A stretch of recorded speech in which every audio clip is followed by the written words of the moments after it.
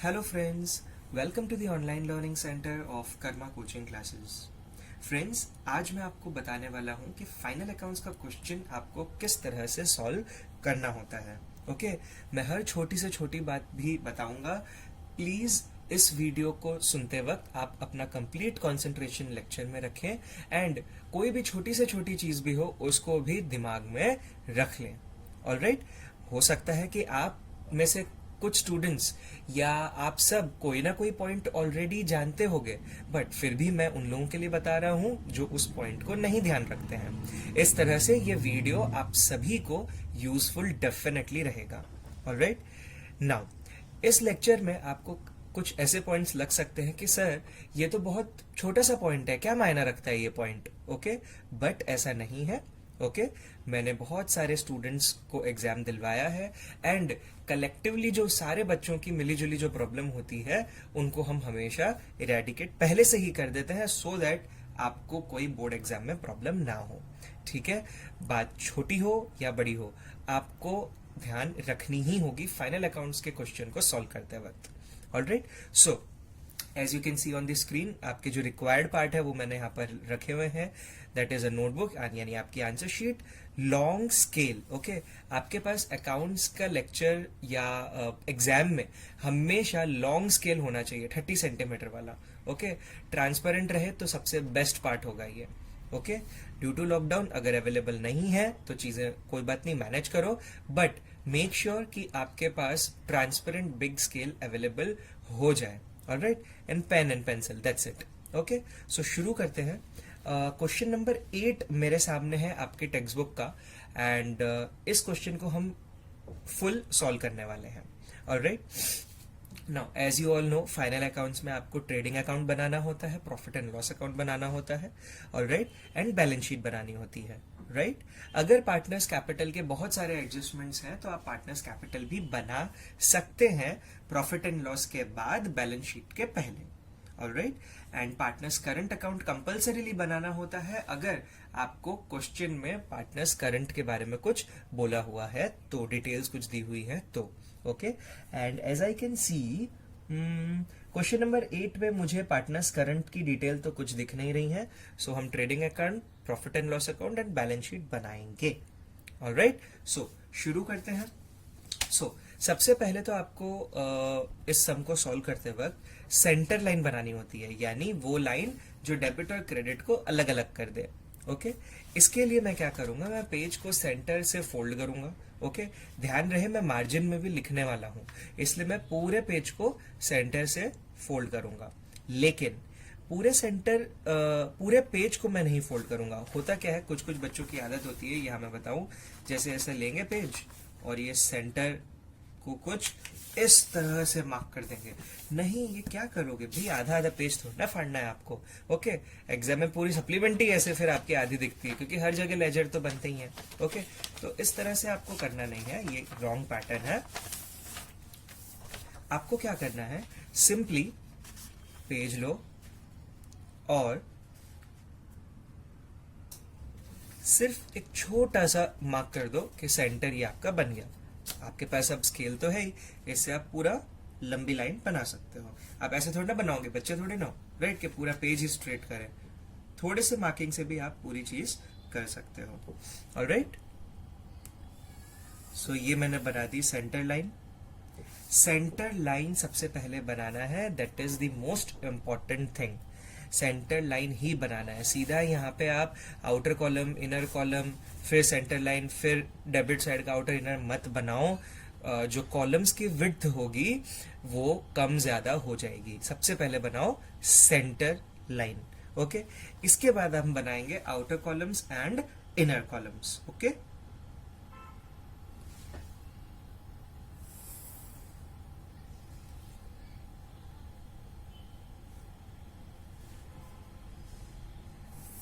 एक और बात जो आपको ध्यान रखनी है वो ये कि आपकी पेंसिल हमेशा शार्प्ड रहनी चाहिए.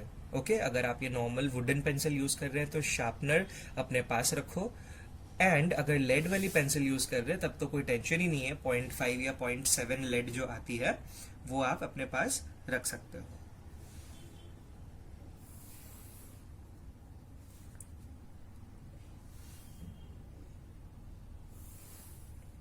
ओके, ये मैंने एक पेज पे तैयार कर दिया है। हम जनरली क्या करेंगे एग्जाम में, ट्रेडिंग अकाउंट और प्रॉफिट एंड लॉस अकाउंट को अलग अलग पेज पे बनाएंगे। ओके, क्योंकि हमें पता नहीं होता है कि ट्रेडिंग को कितनी स्पेस चाहिए, 5, 7, 8, 10 कितनी लाइन चाहिए, हमें पता नहीं होता है। तो ट्रेडिंग अकाउंट अलग बनाया जाएगा, प्रॉफिट एंड लॉस अकाउंट अलग, एंड बैलेंस शीट अलग पेज पे बनाएंगे। आगे बात समझ में? ठीक है। अब क्योंकि मैंने पूरे पेज का सेंटर लिया ही था, तो मेरे पास सेंटर अभी वापस अवेलेबल है। अगर आपके पास नहीं दिख रहा हो, विजिबल नहीं हो, तो फिर से कुछ इस तरह से पेज फोल्ड कर लो एंड देखो उसी पॉइंट पे आया, राइट। एंड आप वापस से लाइंस ड्रॉ कर सकते हो।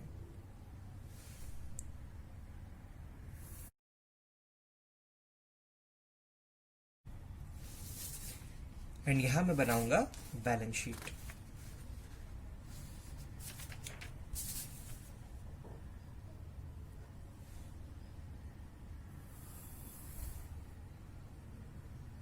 आपके पास एक ऑप्शन है यहाँ पर कि बैलेंस शीट को फुल पेज पे बनाओ, वर्किंग नोट्स पीछे करो।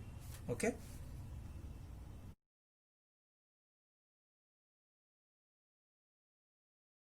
alright, okay, so this page is for trading account, this is for profit and loss, this is for balance sheet, and जो क्वेश्चन के वर्किंग नोट्स होंगे, जो कैलकुलेशंस होंगे, वो हम यहाँ पर बैक साइड कर लेंगे। Okay, cool. आपको ये चीज हमेशा ध्यान रखनी होती है कि क्वेश्चन नंबर हमेशा आप करेक्ट मेंशन करो। Okay, question number 8। सबसे पहले पार्टीज का नाम आता है, ये है नेने एंड कानी। डेबिट, एंड यहाँ पे मैंने लिख दिया है credit. This is my trading account for the year ended on date, as I can see in the question, 31st March 2019। Okay, similarly मैं हेडिंग दूंगा प्रॉफिट एंड लॉस अकाउंट के लिए एंड बैलेंस शीट के लिए।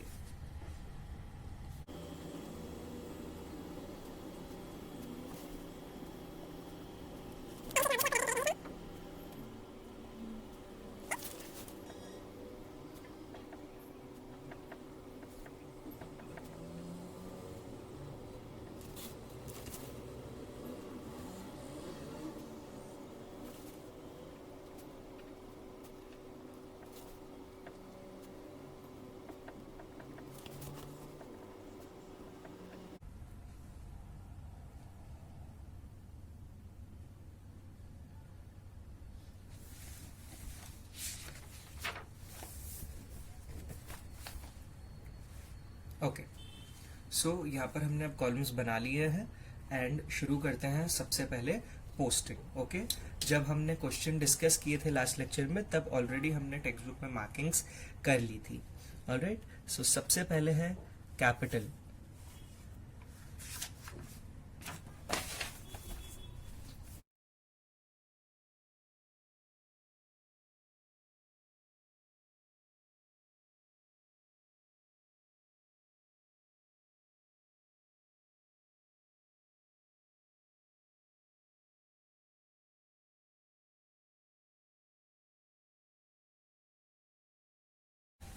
Now, here the next item is rent, and brackets में they have mentioned 10 months. Okay, जब हम question discuss कर रहे थे that time हमने ये डिस्कशन कर लिया था.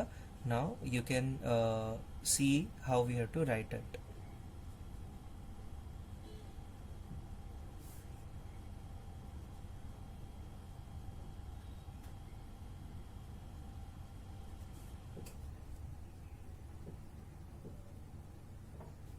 Working note number 1. ओके, जब हम कैलकुलेट करेंगे तो अमाउंट आएगी 2000 रुपीज, एंड मैं ये आउटर कॉलम में ले जाऊंगा 12,000. ओके, नाउ अब आपने यहाँ पर नोटिस किया होगा कि आपके जो नंबर्स होते हैं अमाउंट कॉलम में, वो देखो किस तरह डिजिट के नीचे डिजिट आने चाहिए. ओके, जनरली स्टूडेंट से ऐसा नहीं होता है, बट इम्पॉसिबल टास्क ये बिल्कुल भी नहीं है। ओके, एवरी ईयर की ये स्टोरी है कि बच्चे डिजिट के नीचे डिजिट नहीं लिखते हैं। मैं प्रैक्टिस करवाता हूँ और अल्टीमेटली उन्हें इस तरह से ही लिखना आ जाता है। ओके, आप भी ऐसी ही अगर प्रैक्टिस करते रहोगे तो ये चीज़ पॉसिबल हो जाएगी। स्टूडेंट्स जनरली क्या करते हैं, लेट अस से कि पहले तो अमाउंट के नीचे अमाउंट लिखेंगे नहीं। 12,000, उसके नीचे 6,000, लेट्स से 500 वो यहाँ लिख देंगे, 20 यहाँ लिख देंगे। फिर अचानक से जब लैक्स में अमाउंट आएगी तो कुछ वो इस तरह से लिख देंगे। अब बताओ आप मुझे, इतनी कम अमाउंट से 5 ही है तो भी इसको टोटल तो मैं नहीं कर पाऊंगा ना। ओके, फिर आप क्या करोगे, आप मतलब हर बच्चा ऐसा ही करता है कि उन अमाउंट्स को बैक साइड रफ वर्क में अच्छे से लिखेंगे बड़ा बड़ा, 12,000, 6,000, फिर डिजिट के नीचे डिजिट लिखेंगे। अरे भाई, तो अगर आप डिजिट के नीचे डिजिट लिख ही सकते हो तो पहले ही क्यों ना लिखो, बराबर। और फिर टोटल करेंगे, 0 0 0 0 0। कोई ऐसे कट करता है, ओके, कोई ऐसे नदियां बनाता है। इंडिया में नदियों की कमी नहीं है ना, राइट। और नदियां बनाते हैं, 2 5 5 2 8 13। ऐसे मत करो प्लीज, ये आपका टाइम वेस्ट होगा। ठीक है, जब आप नंबर्स एक बार लिख ही रहे हो वहीं पर अच्छे से लिख लें, तो उसको वापस से कॉपी करने की क्यों जरूरत पड़ेगी, है ना। तो ये, लेकिन ये बात तो पक्की है कि ये विद प्रैक्टिस ही होगा। आप सोचो कि अभी हम लिख लेते हैं, फटाफट क्वेश्चन सॉल्व करते हैं, सर ने बोला है 20 से 22 मिनट्स में कंप्लीट करना है। ओके, एग्जाम में देख लेंगे वो चीज, फिर आप देखते ही रह जाओगे। ओके, एंड वो चीज नहीं पॉसिबल होगी। ओके, एग्जाम में एक क्वेश्चन थोड़ा ना सॉल्व करना है, हर क्वेश्चन में टोटलिंग पार्ट होती है। ओके, जहां जर्नल बनी, लेजर बना, ट्रायल बैलेंस, बैलेंस शीट, हर जगह लेजर के अलावा क्या है अकाउंट्स के पेपर में, राइट, आपको टोटलिंग करनी ही पड़ेगी। सो इस चीज को अवॉइड करो और अभी से ही प्रैक्टिस करो, सो दैट आप लोगों को कोई प्रॉब्लम ना हो। ठीक है, रेंट का वर्किंग नोट, हाँ, रेंट का एक वर्किंग नोट बना देते हैं।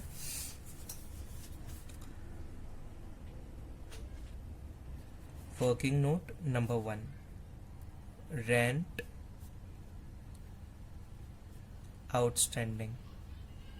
एग्जाम में आपको सबसे पहले जो एक चीज करनी है वो ये कि लास्ट पेज पे, ओके, रफ वर्क जरूर लिख दो।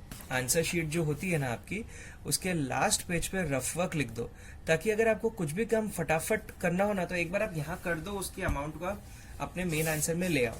ठीक है, अब जैसे यहाँ पर मैं आपको क्या रफ वर्क में लिखने बोलूंगा कि 10 मंथ्स का 10,000 था, ओके, 12 मंथ्स का कितना। अगर आपने इतना भी रफ वर्क में कर दिया ना, तो फेयर वर्क में आप डायरेक्टली इसका क्रॉस मल्टीप्लीकेशन कर पाओगे। वो क्या, 10,000 into 12 divide by 10, right, 10,000 into 12 divide by 10। आगे बात समझ में, ठीक है। 0 0 कैंसिल हुआ और 12 इंटू 1000 12,000, तो 12,000 तो हो गया टोटल, राइट, जो आपको आउटर कॉलम में लिखना है, जिसमें से आपने 10,000 पे कर दिया है, तो आउटस्टैंडिंग है 2,000, right, less 10,000 which is paid, so 2,000 amount is outstanding.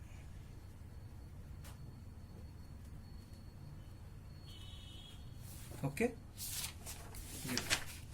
यहाँ पर मैंने सब डिटेल्स मेंशन कर दिया। नेक्स्ट इज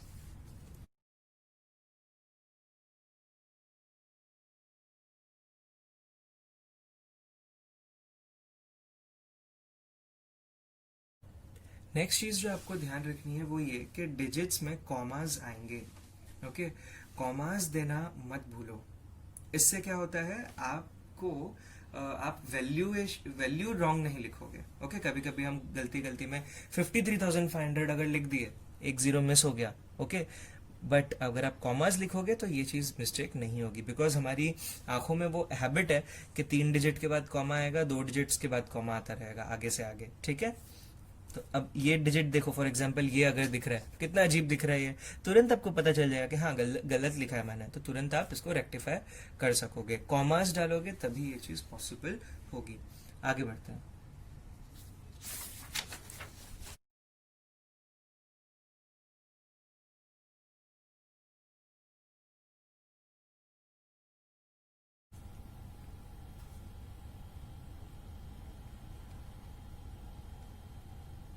नाउ मैंने यहाँ पर 500 जानबूझकर लिखा था ताकि मैं आपको यहाँ पर एक चीज और बता सकूं।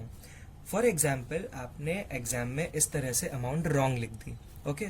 अब आपको क्या करना है, सिर्फ एक सिंगल स्ट्रोक दे देना है एंड ऊपर करेक्ट अमाउंट मेंशन कर देनी है, ओके। यहाँ पे जो कॉमन मिस्टेक जो बच्चे करते हैं वो ये कि लेटेस्ट से बच्चे ने 1000 रुपीज रॉन्ग लिख दिया। अब कुछ कुछ बच्चे क्या करते हैं, ऐसे डेकोरेट करेंगे, राइट। ये करना गलत है, ओके। इस तरह से मत करो।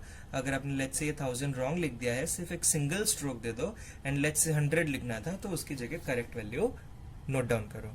आगे बात समझ में? ठीक है, ओके।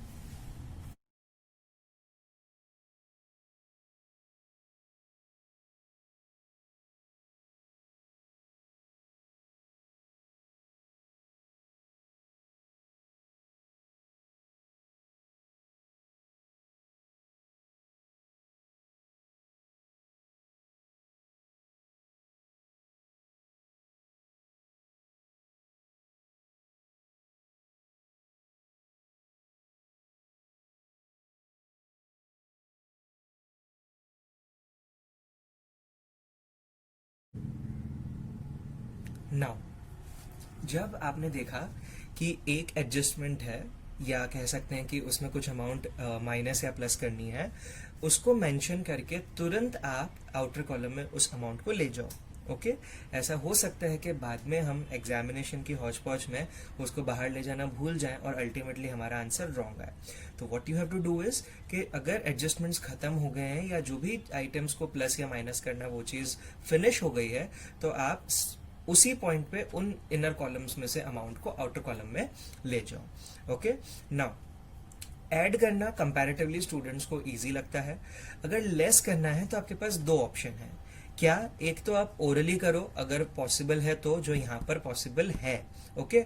अगर फिर भी तकलीफ आती है तो आप क्या करो, याद है मैंने आपको बताया कि एग्जाम में जाते ही लास्ट पेज पे रफ वर्क मेंशन कर लो, वहां पर आप लेस कर सकते हो, डिडक्ट कर सकते हो, ठीक है। सो यहाँ पर तो बहुत इजी है, 8,40,500 माइनस 5,500, ओके। सो 500 में से 500 यहाँ पे तो ये सेट ऑफ हो गया, 8,40,000 बचा एंड यहाँ पे 5,000 बचा। सो ये आपका आंसर आ गया 8,35,000। फॉर एग्जाम्पल अगर ये आपको डिडक्ट करना है, डिडक्ट करके वेरीफाई करना है, तो आप क्या करोगे। अमाउंट है 8,40,500 एंड 5,500। ये देखो,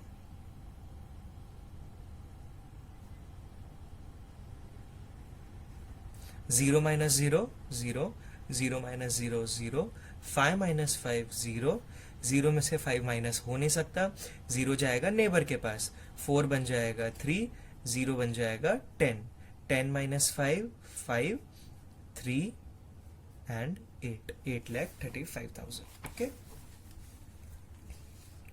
राइट। आगे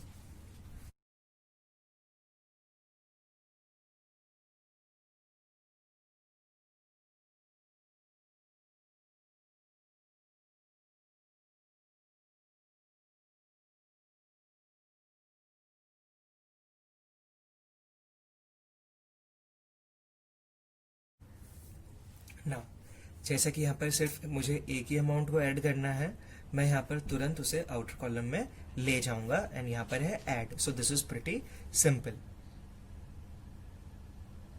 राइट। 0 प्लस जीरोज ये आ गए, 0 plus 2 is 2, 8 plus 4 is 12, carry 1, 2 plus 1 is 3, right, okay. आगे बढ़ते हैं।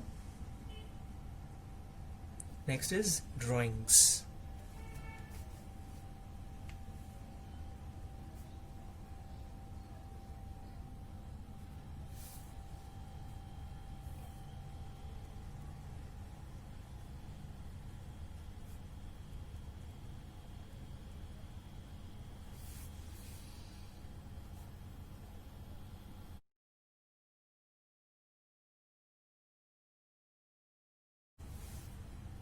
नाउ बैड डेट्स में 3,350 is the amount and there are 3 adjustments. So मैंने 1 2 3 4 5 लाइन्स लीव कर दी. ओके और उसके तुरंत बाद है RDD, राइट, ट्रायल बैलेंस का ये लास्ट आइटम है. तो ये मैं सबसे एंड में लेस करूंगा. RDD ब्रैकेट्स में old. Okay and the amount is 3,700. And सबसे एंड में इसको लेस करने का क्या मीनिंग है कि बैड डेट्स की अगर छोटी अमाउंट है तो हम उसको पहले इंक्रीज होने देंगे, देन 3,700 को सब्ट्रैक्ट कर देंगे. देखो वो हो भी रहा है. 3,350 में से आप 3,700 माइनस नहीं कर सकते थे. ओके इसलिए मैंने उसको सबसे एंड में ही माइनस करूंगा. सो विद दिस यहाँ पर हमारा ट्रायल बैलेंस की पोस्टिंग कंप्लीट हो गई है. Now we have to start posting the adjustments. Okay ध्यान रहे जितनी अमाउंट्स में डेबिट दूंगा उतनी ही अमाउंट्स क्रेडिट भी दूंगा. सबसे पहले है क्लोजिंग स्टॉक.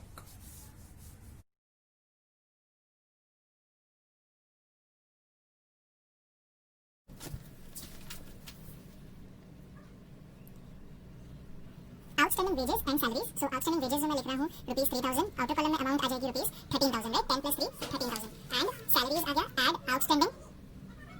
अमाउंट कॉलम में मैं इस अमाउंट को भी मेंशन कर दूंगा ₹2,000. एंड आउटर कॉलम में हो गया 50,000 + 2,000 इज 52,000. ओके एंड इन दोनों अमाउंट्स का सेकेंड इफेक्ट भी होगा. पेमेंट करना बाकी है यानी सिर पे बोझ. Okay liability.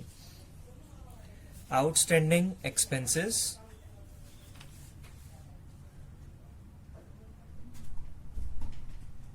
अंडरलाइन कर दूंगा. मेंशन करूंगा wages and salaries 3,000 and 2,000 rupees.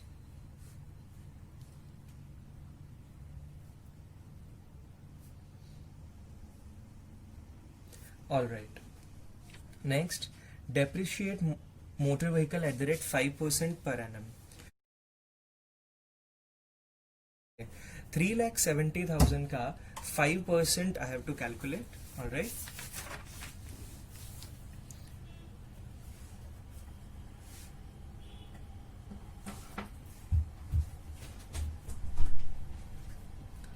दो जीरोस ये कैंसिल हो गए एंड 3,700 इंटू 5 मैं अब कैलकुलेट कर लूंगा. 5 zeros are 0, 5 zeros are 0, 5 sevens are 35, carry 3, 5 threes are 15 and plus 3 18. 18,500 is your amount of depreciation, right? 18,500. Okay now इसको मुझे सब्ट्रैक्ट करके बाहर लेके जाना है. अगेन आप ओरली भी कर सकते हो और खुद कैलकुलेट भी कर सकते हो. अगेन ये ओरली बहुत सिंपल है बट मिस्टेक होने के चांसेस एग्जाम में हो सकते हैं, इसलिए आप इसे क्विकली रफ वर्क में कैलकुलेट कर लो. 3,70,000 माइनस 18,500. बहुत आराम से देखो. 0 माइनस 0, 0 माइनस 0. 0 में से 5 माइनस हो नहीं सकता. ओके ये बहुत अच्छे से देखना बच्चा. यहाँ पर बहुत लोगों की मिस्टेक होती है. कितनी सिंपल है, ऐसा लगता है इसे फ्रैक्शन ही तो करना है, बट यहाँ पर बहुत से बच्चों की, मैं कह सकता हूँ बहुत, मतलब 10 में से 8 से 9 बच्चों की मिस्टेक होती है यहाँ पे. ओके 0 में से 5 माइनस हो नहीं सकता. बाजू वाले का गेट नॉक करेगा, बोलेगा मैं खुद 0 हूं, तुझे क्या दूं. चलो और बाजू में चलते हैं. ये है 7, तो यहां से आपको वैल्यू मिल सकती है. ओके 7 बन जाएगा 6. ओके 0 बन जाएगा 10. करेक्ट. अब बहुत से बच्चे यहाँ पे घाई करते हैं कि डायरेक्टली 9 लिखते हैं क्योंकि इसको यहाँ पर एक देना ही है. ऐसा सब मत करो, उसी चक्कर में एग्जाम में मिस्टेक होती है. स्टेप बाय स्टेप जाओ, क्या प्रॉब्लम है. ओके 0 बनेगा 10 और 10 बनेगा 9 और ये 0 बनेगा 10. Now do the question. 10 minus 5 5, 9 minus 8 1, 6 minus 1 5 and बच गया 3. 3,51,500, right.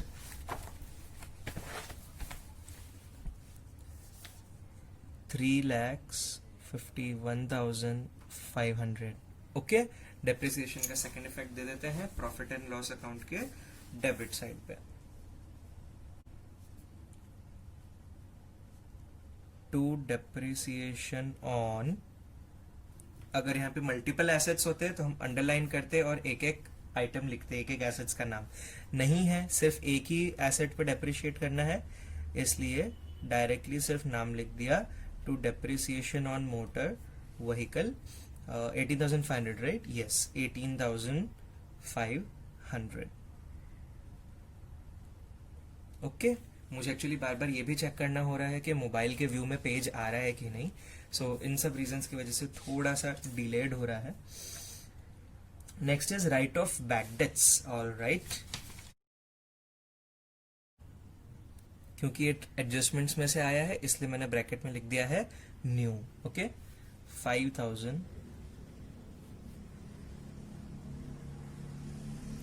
and provide RDD at the rate 5%। तो ये 5% कैलकुलेशन करने के लिए मुझे पहले डेटर्स पे आना होगा। सो डेटर्स में से पहले मैं बैड डेट्स माइनस कर दूं। इसका मुझे अब 5% ना, हाँ 5% कैलकुलेट करना होगा। Less RDD at the rate 5%, ठीक है। नाउ 4,45,000 का 5%। वर्किंग नोट 3 एंड डेप्रिसिएशन का वर्किंग नोट 2 था ना, ये था ना 3,70,000। गॉड, कहाँ है क्वेश्चन? यस,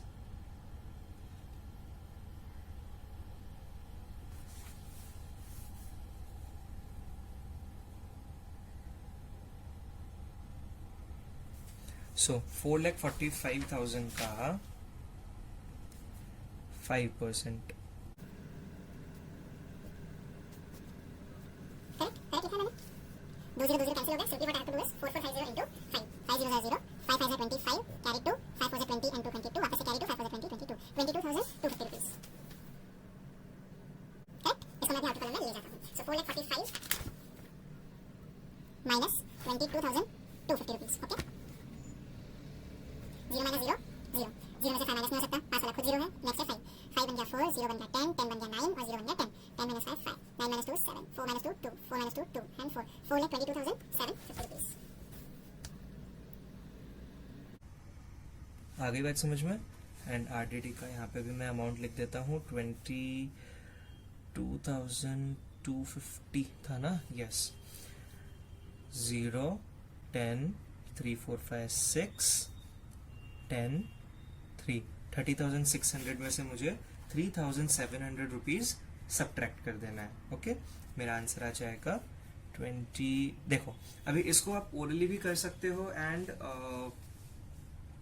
कैलकुलेशन वाइज भी। ओके, 30 में से 3 गया 27, राइट? लेकिन यहाँ पे 600 है, यहाँ पे 700 है, तो डिफरेंस है एडिशनल 100 का। सो 27 में से और 100 माइनस हो जाएंगे 26,900।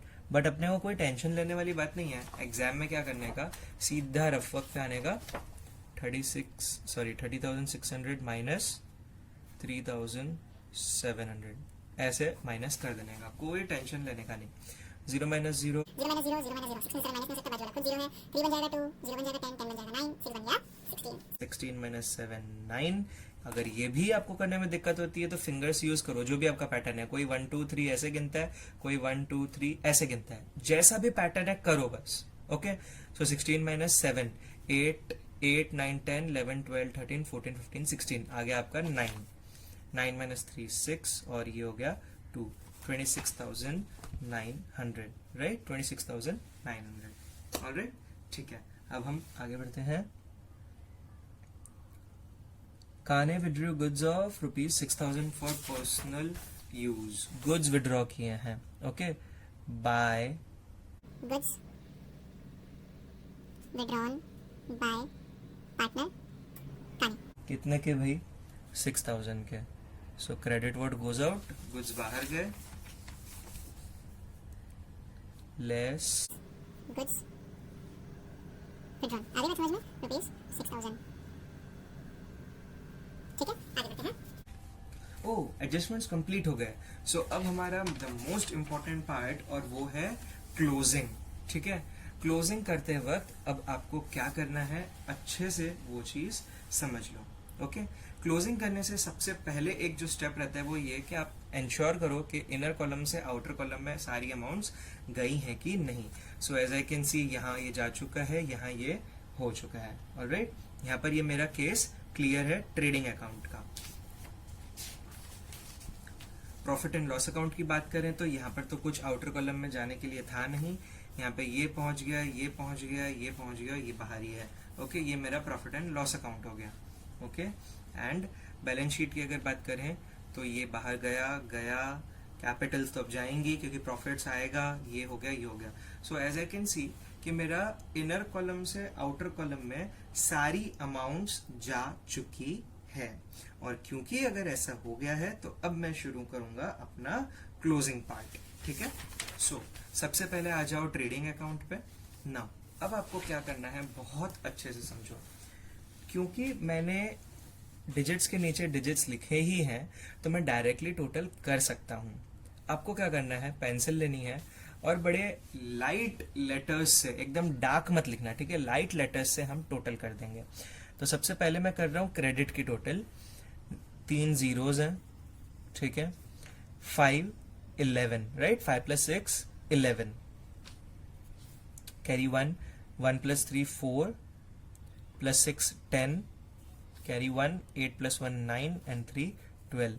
12,01,000 आ गई मेरी क्रेडिट की टोटल. किसकी, क्रेडिट साइड की. अब सिमिलरली मैं डेबिट साइड की भी टोटल करूंगा. Okay, let's see debit side की क्या टोटल आई है. 500 दिख रहा है लास्ट में. ओके, सो 500, 5 + 7 12 + 3 15, 5 कैरी 1 1 + 3 4 5 6 7 8, 5 + 6 11, 11,85,500 आ गई है. कौन सी ज्यादा है, क्रेडिट की ज्यादा है, तो उसको ऊपर लिखो एंड उसमें से डेबिट में माइनस यहाँ पर माइनस हम यहीं कर देंगे. 11,85,500. अब आई बात समझ में, मैंने पेंसिल क्यों यूज की और लाइट लेटर्स से क्यों लिखा, क्योंकि जब मैं इसे इरेज करूंगा यहाँ पे मुझे मार्किंग्स नहीं दिखेंगी. ओके, सो लेस कर दो.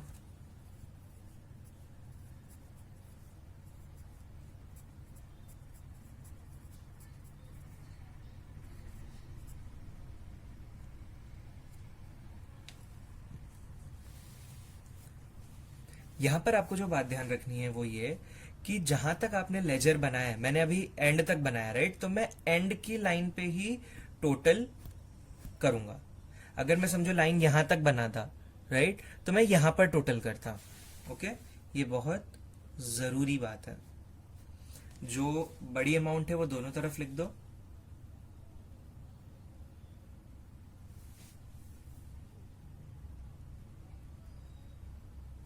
क्रेडिट बड़ा था, राइट, तो डेबिट में बैलेंस आ गया 15,500 to gross profit carried down, right. And जब अब मैं इनको इरेज करूंगा तो होगा क्या, ये इजीली इरेज हो जाएंगे. ऑलराइट, मैंने यहां पर टोटल क्यों नहीं लिखी थी, क्योंकि अगर मैं यहां टोटल करता तो ये यहाँ पे जो आपकी वर्टिकल लाइन है वो भी इरेज हो जाती, राइट. उसको वापस से ड्रॉ करने के लिए मुझे फिर से पेंसिल और स्केल का यूज करना पड़ता. ये सब टाइम वेस्ट होगा, राइट. मैं क्या करूंगा, इरेजर से यहाँ पर रब कर दूंगा फटाफट. ओके, अब आ जाते हैं हमारे प्रॉफिट एंड लॉस साइड पे. प्रॉफिट एंड लॉस में इस क्वेश्चन में बेसिकली सिर्फ एक ही इनकम में डिस्काउंट और छोटा सा एक ग्रॉस प्रॉफिट आ रहा है.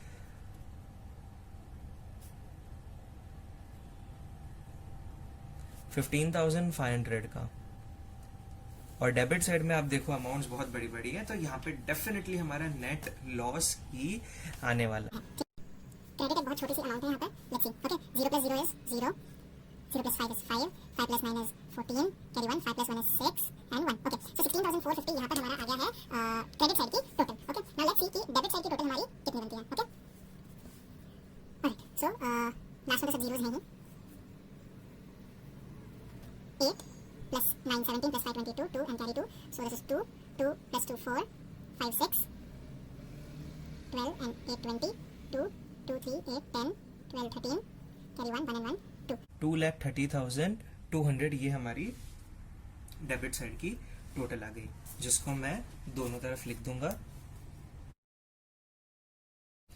इसमें से मैं माइनस करूंगा 16,450, राइट। सो 0 माइनस 0 0, ये 0 है, सो ये बन गया 1, ये बन गया 10, 10 माइनस 5 5, 1 माइनस 4 हो नहीं सकता, वापस खुद 0 है बाजू में, 3 बन गया 2, 0 बन गया 10, 10 बन गया 9, 11, 11 माइनस 4 7, 9 माइनस 6 3 1 2, 2,13,750 का मेरा आ गया है बहुत बड़ा लॉस।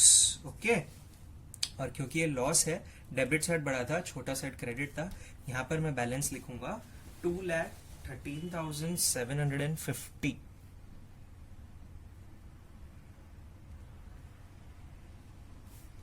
ठीक है, नेने एंड काने थे ना, हाँ।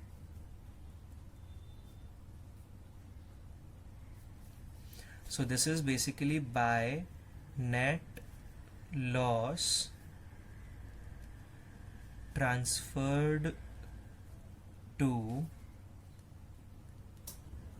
capital accounts of Nene and काने। बेसिकली मुझे 213,750 को अभी डिवाइड कर देना है between partners.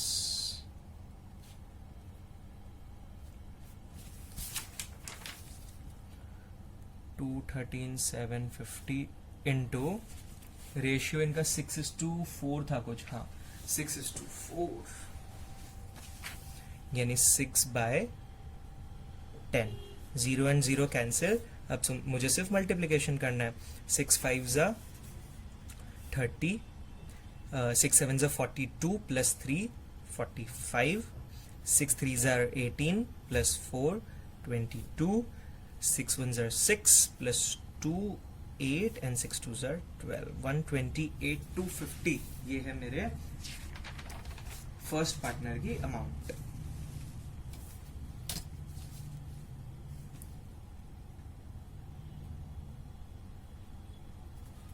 Correct. And second होगा 213,750 इंटू 4/10 बराबर, 4 5 20, कैरी 2, 4 7 28 प्लस 2 30